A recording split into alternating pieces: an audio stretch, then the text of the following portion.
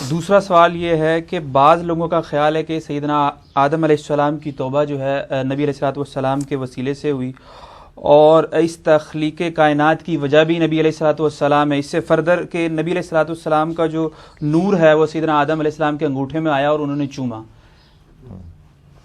دیکھیں جی، یہ بھی بڑا کریٹیکل ایشو ہے۔ مسئلہ نمبر 43 میرا وسیلہ اور توسل کے صحیح احکام و مسائل پہ ریکارڈڈ موجود ہے، اس میں نے یہ ڈیٹیل سے ساری چیزیں ڈسکس کی ہیں۔ یہ جو نبی صلی اللہ علیہ وآلہ وسلم کے وسیلے سے آدم علیہ السلام کی توبہ قبول ہونے کا واقعہ ہے، یہ المستدرک للحاکم میں موجود ہے۔ اگرچہ امام حاکم نے اس کی تصحیح بھی کی ہے کہ یہ حدیث صحیح ہے، لیکن امام ذہبی جنہوں نے اس کے اوپر بعد میں تحقیم کی، ان کا موقف یہ ہے کہ اس میں ایک کذاب راوی ہے، اور امام ذہبی کی بات ہی زیادہ مضبوط ہے کہ روایت کمزور ہے، اور ویسے بھی یہ ایک اسلوب کے بھی خلاف ہے، کیونکہ صحیح بخاری میں 1010 نمبر حدیث ہے کہ سیدنا عمر رضی اللہ تعالیٰ عنہ کے زمانے میں جب قحط پڑ جاتا تو سیدنا عباس ابن عبد المطلب کو وہ لے کے آتے اور کہتے اے اللہ، جب تک تیرے نبی ہم میں موجود تھے ہم ان کے ذریعے سے تیری طرف وسیلہ اور توسل اختیار کرتے تھے، اب ان کے بعد ہم ان کے چچا کو لے کے آئے، ان کی دعا کی برکت سے بارش نازل فرما، تو بارش نازل ہو جایا کرتی تھی۔ وسیلہ اور توسل یہ ہے کہ جو سامنے بندہ موجود ہے اس سے دعا کروائیں۔ آج نبی علیہ السلام دنیا میں سامنے موجود ہوں، ہم آپ صلی اللہ علیہ وآلہ وسلم سے ہی دعا کروائیں گے، لیکن قبر مبارک پہ جا کے کسی صحابی نے کوئی بھی صحیح سند سے ثابت نہیں۔ ایک کمزور سی روایت المصنف ابن ابی شیبہ سے پیش کرتے ہیں، اس میں بھی آمش مدلس ہیں اور ان سے روایت کر رہے ہیں، سما کی تصریح نہیں ہے۔ باقی بخاری میں جب موجود ہے کہ قحط پڑا ہے تو سیدنا عمر کا ایٹیچیوڈ کیا تھا، ٹھیک ہے، کہ وہ انہوں نے بالکل عقیدہ امت کو بتا دیا کہ وسیلہ اور توسل کیا ہے۔ اور سیدنا عمر ان راویوں میں سے ہیں بخاری و مسلم کی ان احادیث کے کہ جب غزوہ جو صلح حدیبیہ کے موقع پر جب پانی کم پڑ گیا تو سیدنا عمر رضی اللہ تعالیٰ نے نبی علیہ السلام کو پیالہ دیا، آپ صلی اللہ علیہ وسلم نے اپنی مبارک انگلیاں اس میں ڈالیں تو چشمے پانی کے جاری ہو گئے۔ سیدنا عمر کو تو پتہ تھا کہ آپ کے مبارک ہاتھوں سے پانی کے چشمے جاری ہوئے ہیں، تو وہ کہہ سکتے تھے یا رسول اللہ علیہ وسلم جب آپ ہم میں موجود تھے، ہم آپ کے وسیلے سے دعائیں کرواتے تھے اللہ کے حضور، اب آپ کی قبر پہ پیالہ لے کے اپنا قبر مبارک سے ہاتھ باہر نکالے۔ یہ تو انہوں نے نہیں کیا، الٹا بلکہ انہوں نے امت کو عقیدہ سمجھایا۔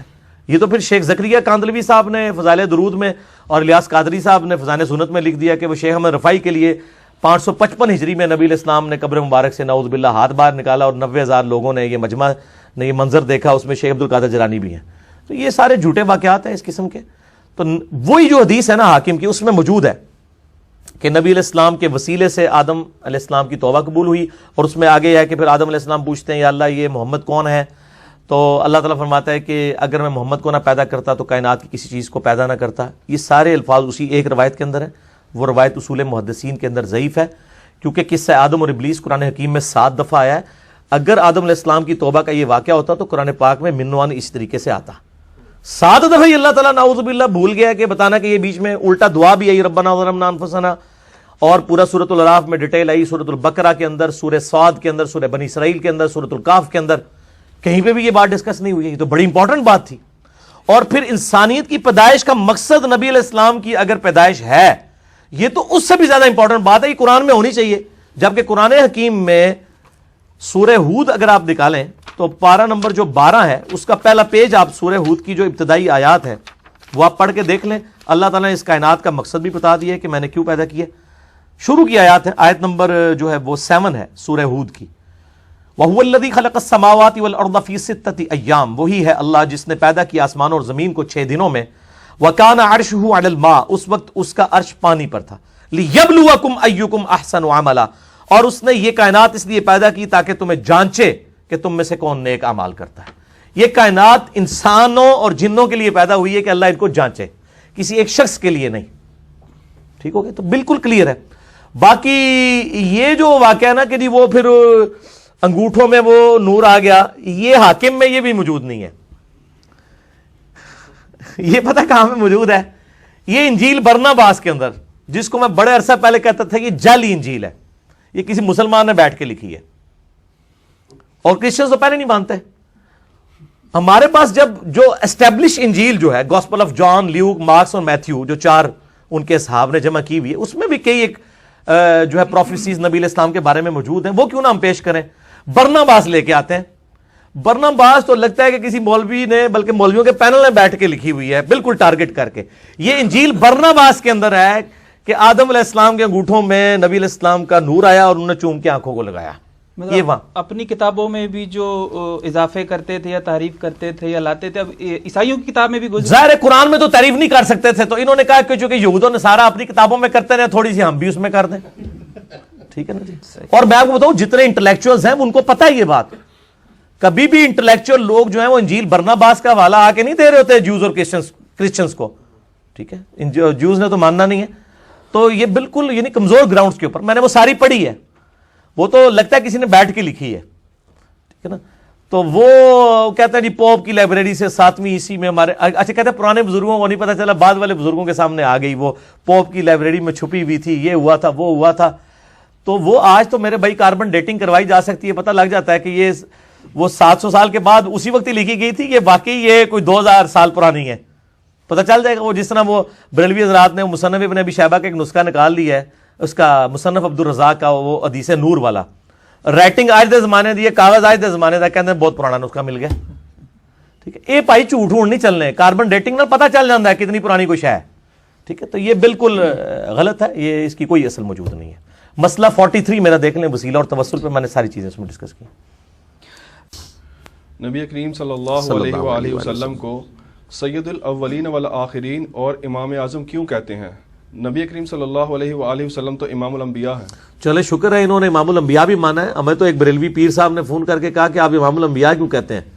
امام الانبیاء تو حدیث سے ثابت نہیں ہے. تو میں نے ان کو بتایا بھی صحیح مسلم میں حدیث ہے واقعہ معراج والی، کتاب الایمان چیپٹر میں واقعہ معراج کے اوپر تقریباً 30-40 کے قریب احادیث ہیں. اس میں نبی صلی اللہ علیہ وآلہ وسلم فرماتے ہیں کہ جب شب معراج بیت المقدس میں لوگ جمع ہوئے تو مجھے جبرائیل نے کہا کہ آپ ان کی امامت کروائیں. تو اس نے کہا اس سے تو نبی علیہ السلام کا ان کی امامت کرانا ثابت ہوا، امام الانبیاء کیسے ہو گئے؟ دیکھو اب اس کے بعد تو آپ کچھ نہیں کر سکتے نا. اپنے بزرگ بابوں کے تو جھوٹ بھی قبول کیے ہوئے ہیں، ہم حدیث بھی دکھا دیتے ہیں، ماننے کے لیے تیار نہیں ہوتے. ٹھیک ہے نا. تو جو نبیوں کی امامت کروائے وہ کون ہوتا ہے؟ امام الانبیاء. اور نبی علیہ السلام کی ڈیفینیشن میں تو سب سے جو اعلیٰ درجے کا بندہ ہے اس کو ہی امامت کروانی چاہیے، جو صحیح مسلم میں شرائط آئی ہیں. تو نبی صلی اللہ علیہ وآلہ وسلم کو پروٹوکول دے کے آپ صلی اللہ علیہ وآلہ وسلم کو امامت کے درجے کے اوپر فائز کیا گیا. سید الاولین والآخرین، بخاری و مسلم میں حدیث ہے کہ انا سید الاولین والآخرین، میں جو گزر چکے اور جو آنے والے ہیں میں ان کا سردار ہوں قیامت والے دن. کیوں؟ پھر آپ نے فرمایا کہ سب لوگ اکٹھے ہو کے حضرت آدم علیہ السلام کے پاس آئیں گے. وہ پوری حدیث شفاعت مسئلہ 88B میں نے بیان کی ہے. اور الٹیمیٹلی میرے پاس آئیں گے اور میں پھر اللہ تعالیٰ کے حضور سجدہ کروں گا، اور اللہ تعالیٰ نے جو یعنی جو ڈیفائن کرے گا میرے لیے، میں ان لوگوں کے لیے شفاعت کروں گا. تو جو گزر چکے جو آنے والے ہیں ان کا میں سردار ہوں، یعنی ان کی طرف سے قائد بن کے اللہ کے حضور پیش ہوں گا. تو امام الانبیاء اور سید الاولین والآخرین اور اسی طریقے سے خاتم النبیین اور شفیع المذنبین، یہ اتنے بڑے بڑے ٹائٹل ہیں کہ ان کے مقابلے میں امام اعظم چھوٹا ٹائٹل ہے. وہ تو اسپیسیفک ہو گئے، سارے اسپیسیفک کو جمع کر کے آپ امام اعظم کہہ دیتے ہیں. اعظم کہتے ہیں سب سے بڑے کو. ان کو پتہ کیوں تکلیف ہوتی ہے؟ انہوں نے ایک اپنے کسی بزرگ کے بارے میں امام اعظم کلیم کیا ہوا ہے، یہ کہتے ہیں ان کو ہی آپ کہیں. ہم ان کو کہتے ہیں وہ امام اعظم، ان کو مطلقاً آپ نہیں کہہ سکتے. ان کو آپ یہ کہہ دیں امام اعظم اس زمانے میں ہمارے نزدیک، اس زمانے میں بھی وہ امام اعظم نہیں تھے، ان سے بڑے امام موجود تھے. امام جعفر علیہ السلام اس زمانے میں موجود تھے، اور یہ بھی آپ کے نزدیک ہیں، باقی نہیں ان کو مانتے. میں نے بتایا تھا مسند امام احمد میں احمد بن حنبل نے اتنی تحقیر کے ساتھ نام لکھا ہے ابو فلانا. تو ان کا بیٹا پوچھتا ہے یہ فلانا کس کو کہتے ہیں آپ؟ ان کا میں ابو حنیفہ کو کہتا ہوں. تو کھول کے دیکھ لیں مسند احمد میں ابو فلانا لکھے نا، مکتبۃ شاملہ میں کھل جائے گا. تو جو ان کے نام تحقیر سے لے رہے ہیں انہوں نے امام اعظم کہاں سے ان کو کہنا ہے؟ ٹھیک ہے نا جی. تو امام شافعی رحمہ اللہ نے اگر کہیں کہا ہے تو میرے علم میں نہیں ہے، سنی سنائی بات ہے، میں نے پڑھی نہیں ہے. البتہ یہ ہے کہ یہ ٹائٹل آپ کسی کو نہ دیں، صرف نبی صلی اللہ علیہ وآلہ وسلم تک ٹائٹل رکھیں بس. اصل میں اس میں ضمن ایک بات آتی ہے نا کہ احناف سے جب ہم کہتے ہیں کہ آپ اپنے آپ کو حنفی کہتے ہیں تو محمدی کیوں نہیں کہتے؟ تو وہ یہ کہتے ہیں کہ جی اس میں دو نسبتیں بھی ہو سکتی ہیں، جیسے ہم پاکستانی بھی ہیں، پنجابی بھی ہیں، تو ہم جو ہے حنفی بھی ہیں، محمدی بھی ہیں. ہائے صد کے جمع، ہائے صد کے جمع. یہ جواب میں ہی تو دیا گا اللہ دے بندے ہو. پنجابی ہو یا بلوچی ہو یا سندھی ہو یا پشتون ہو، وہ سارے کے سارے اگر اپنے آپ کو پاکستانی ہونے کے ساتھ اپنے ان صوبوں کے ساتھ منسوب کرتے ہیں تو وہ پاکستان کے جو قوانین ہیں ان کو بھی اسی طریقے سے مان رہے ہوتے ہیں. ٹھیک ہے نا جی. یہ نہیں کہہ رہے ہوتے کہ جی اگر کے پی کے میں جو ہے وہ چور کی سزا یہ ہے تو پنجاب میں کوئی اور ہے ہم نہیں مانتے. دونوں ایک ہی قانون کے تحت چل رہے ہوتے ہیں نا. لیکن ان کے جو 4 صوبے ہیں نا، حنفی، شافعی، مالکی، حنبلی، اس میں ایک کہتا ہے کہ جو امام کے پیچھے فاتحہ نہیں پڑھتا اس کی نماز نہیں ہوتی. دوسرا کہتا ہے جو فاتحہ پڑھے اس کے منہ میں انگارہ رکھ دو. تو یہ تو صوبے ایک ملک کے ہے نہیں ہے، یہ تو ایک انڈیا کا صوبہ ہے، ایک پاکستان کا ہے. یہ مثال ہی غلط دی ہے انہوں نے. اگر یہ سارے محمدی ہوتے اور اس کی برانچز ہوتی تو ایک دوسرے سے اس طرح نفرتیں نہ کرتے. خانہ کعبے میں 4 مسلے نہ انہوں نے ڈالے ہوتے. کیا پنجابی جب جاتا ہے کے پی کے میں تو کیا کہتا ہے جو تک پنجابی امام نہیں ہوگا میں نماز نہیں پڑھوں گا؟ ایسا ہوتا ہے؟ تو یہ پھر مثالیں کو دیتے ہیں. انہوں نے تو کعبے میں 4 مسلے ڈالے ہیں اپنے. اللہ میرا تو کلپ بھی چڑھا ہوا ہے جو خانہ کعبے میں 4 مسلے والا، اس کی باقاعدہ تصویر لگا کے پورا میں نے بتایا کہ 1925 تک کہاں کہاں پہ یہ 4 مسلے موجود تھے. اگر یہ سمجھتے ہیں کہ چاروں ہی ماشاءاللہ پاکستانی تھے یا چاروں ہی محمدی تھے تو 4 مسلے کیوں ڈالے ہوئے؟ کیا یہ ہوتا تھا کہ حضرت ابوبکر صدیق نماز پڑھائیں تو حضرت عمر، عثمان و علی نہ ان کے پیچھے پڑھیں، یا حضرت عمر پڑھا رہے ہیں تو باقی 3 نہ پڑھیں؟ ایسا تو نہیں ہوتا تھا. یہ مثالیں غلط دیتے ہیں اور یہ کہتے ہیں نا جی وہ سب کچھ اس میں کور ہو جاتا ہے. تو کہنے نال نہیں کور ہو جانا. کوڑ نہ مارو، جھوٹ نہ بولو. ٹھیک ہے نا. یہ سب کچھ پردہ ڈالنے کے لیے یہ باتیں کر رہے ہیں. بالکل ایسا نہیں ہے. اور محمدی ہم اس لیے کہتے ہیں، ہم تو کہتے ہیں محمدی سے بھی آپ اوپر جائیں، مسلم کہیں اپنے آپ کو. نبی علیہ السلام کو قرآن حکیم میں یہی حکم ہوا ہے انا اول المسلمین. اور قرآن حکیم میں ہوا سماکم المسلمین من قبل وفی ھذا. اس قرآن کے نزول سے پہلے ابراہیم علیہ السلام نے تمہارا نام مسلم رکھا تھا اور اس کتاب میں بھی اللہ نے تمہارا نام مسلم رکھا ہے. ہم کہتے ہیں آپ اس سے بھی اوپر آئیں، مسلم کہیں، اللہ کے سامنے سر تسلیم خم کرنے والا. اور کلمے میں چونکہ لا الہ الا اللہ محمد رسول اللہ صلی اللہ علیہ وآلہ وسلم، تو دوسرے نمبر پہ اگر کوئی چیز ہو سکتی ہے تو محمدی ہو سکتی ہے. اگر ان کے کلموں میں کہیں ان کے بزرگوں کے نام آتے ہیں تو ضرور ڈالیں. ہم کہتے ہیں اس سے امت کے ڈویژن میں اضافہ ہوا ہے. اگر یہ کہتے ہیں فروع اختلافات ہیں تو ایک دوسرے کے پیچھے نمازیں کیوں نہیں تھے یہ پڑھتے؟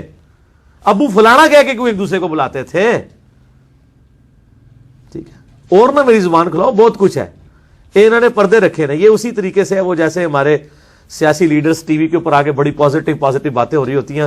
سٹارٹ ہی جب مخالف کا کرتے ہیں کہتے ہیں میں ان کا بڑا دل سے احترام کرتا ہوں لیکن تو انہوں پتا ہے دلی کنی بڑی بڑی گالا کٹ رہا ہوتا ہے. یہی خوشی ہے. یہ سارے انہوں نے پردے نا یہ فاش نہ کراؤ، جتنے کر دیتے اتنا ہی بہت ہے. دین کتابوں میں ہے یا شخصیات میں؟ اگر کتابوں میں ہے تو کتابیں کون سی ہیں؟ اور کیا ہم بالکل ہی شخصیات کے منکر ہو جائیں؟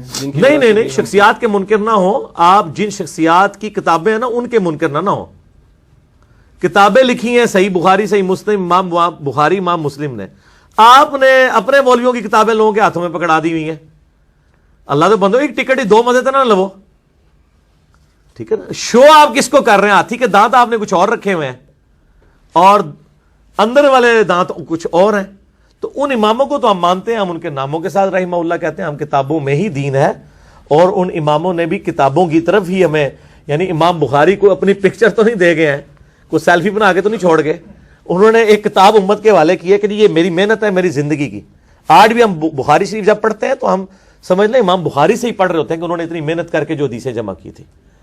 اگر امام بخاری، امام مسلم کے ذریعے آپ آج کے 14ویں صدی کے 15ویں صدی کے بزرگوں کو آپ کو ڈگریاں دلوانا چاہتے ہیں تو تسی جناب الٹے بھی لٹک جاؤ. انہوں نے اسے ڈگری نہیں دینی، انہوں نے کوئی کنٹریبیوشن نہیں ہے. یہ سارے نقال ہیں اور نقال تو ہم بھی ہیں. یہ کون سا بخاری مسلم کی حدیثوں کی ہر حدیث کی سند نبی علیہ السلام تک لے کے جا رہے ہوتے ہیں. وہ ایک استاد کی سند بیان کر دیتے ہیں تو اس سے سارا کچھ حل ہو جائے گا. اس طرح تو نہیں ہوتا. ان محدثین نے اپنی ایک ایک حدیث کی سند نبی علیہ السلام تک پہنچائی ہے. یہ کتابیں میرا یوٹیوب پہ آپ کلپ کھول لیں، سنی احادیث کی 6 کتابیں، 6 ڈیزن میں لکھیں سنی بکس، تو کلپ کھل جائے گا، اس کی انٹرنیشنل نمبرنگ سب کچھ کھل جائے گا. تو میں نے بتائی ہیں کون سی ہیں. قرآن پاک کے بعد کون سی مین سٹریم کی کتابیں؟ بخاری، مسلم، ابو داؤد، ترمذی، نسائی، ابن ماجہ، مسند امام احمد، الموطا امام مالک. یہ ساری کتابیں الحمدللہ